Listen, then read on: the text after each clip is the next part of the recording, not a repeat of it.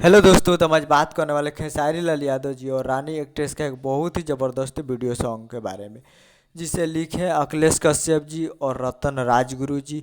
और इसमें म्यूजिक दिए हैं बी आर वर्मा जी और गाए हैं खेसारी लाल यादव जी। और फिट में है खेसारी लाल यादव जी और रानी एक्ट्रेस।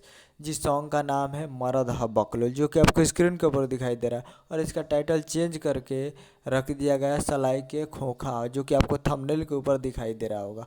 तो और ये दूसरे चैनल पे रिलीज़ किया गया है, जिस चैनल का नाम है शिवांश फिल्म्स। शिवांश फिल्म्स पे फुल वीडियो सॉन्ग में रिलीज़ किया गया है।